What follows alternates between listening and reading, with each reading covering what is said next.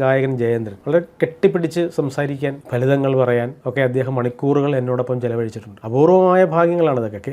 ചിത്രചേച്ചിയുടെ വീട്ടിൽ താമസിച്ച് പാട്ടുകൾ ഉണ്ടാക്കാനുള്ള ഭാഗ്യം ഉണ്ടായിട്ടുണ്ട്. അതുപോലെ തന്നെ എം ജി രാധാകൃഷ്ണൻ ചേട്ടൻ്റെ വീട്ടിൽ എം ജി ശ്രീകുമാറും എം ജി രാധാകൃഷ്ണനും ഒരുമിച്ച് താമസിച്ചിരുന്ന മേടയിൽ വീട്ടിൽ അവരുടെ അമ്മയോടൊപ്പം ഇരുന്ന് പല പാട്ടുകൾ ഉണ്ടാക്കാനുള്ള ഭാഗ്യം ഉണ്ടായിട്ടുണ്ട്. ഇതൊക്കെ ജീവിതത്തിലെ ഏറ്റവും വലിയ ഭാഗ്യങ്ങളാണ്. വൈക്കത്ത് അമ്പലത്തിലെ വടക്കേ നടയിൽ ദക്ഷിണാമൂർത്തി സ്വാമിയായിട്ട് ഇരുന്നിട്ട് ശിവഭക്തി ഗാനങ്ങൾ കമ്പോസ് ചെയ്യാനുള്ള ഭാഗ്യം ഉണ്ടായിട്ടുണ്ട്. സ്വാമിയുമായിട്ട് ഒരുപാട് യാത്രകൾ നടത്തിയിട്ടുണ്ട്. ടി എസ് രാധാകൃഷ്ണൻ എന്ന വിഖ്യാതനായ ഭക്തിഗാന സംഗീത സംവിധായകനോടൊപ്പം ഒരുപാട് പാട്ടുകൾ, എസ് ജാനകി അമ്മയും വാണി ജയറാമും സുശീലാമ്മയും ഒക്കെ പാടിയ പാട്ടുകൾ ടി എസ് രാധാകൃഷ്ണന്റെയും പെരുമ്പാവൂർ ജി രവീന്ദ്രനാഥിന്റെയും ഈണത്തിൽ. അപ്പോൾ ഇതൊക്കെ എൻ്റെ തലമുറയിൽ എനിക്ക് മാത്രം കിട്ടിയ ഭാഗ്യമാണെന്ന് വളരെ അഭിമാനപൂർവ്വം എനിക്ക് പറയാൻ കഴിയും. അതുപോലെ തന്നെയാണ് നാടകത്തിൽ M K Arjunan മാഷിനോടൊപ്പം, Vypin സുരേന്ദ്രനോടൊപ്പം, കുമരകൻ രായപ്പനോടൊപ്പം, Kalavoor ബാലനോടൊപ്പം, Francis വല്ലപ്പാടിനോടൊപ്പം ഒക്കെ അടുത്തിരിക്കാൻ കഴിഞ്ഞ എൻ്റെ തലമുറയിലെ ഏക ആളാണ് ഞാൻ. ഇവരെയൊന്നും പലരും കണ്ടിട്ട് പോലുമില്ല. കാര്യം 19 വയസ്സിലെ രംഗത്ത് വന്നതുകൊണ്ടും എൻ്റെ എഴുത്ത് അന്ന് വളരെ ഭംഗിയാണെന്നൊന്നും ഞാൻ അവകാശപ്പെടില്ല. വളർന്നു വരികയാണല്ലോ. പക്ഷേ പോരായ്മകളൊക്കെ നികത്തി അടുത്ത് ഇരുത്തിയ ആ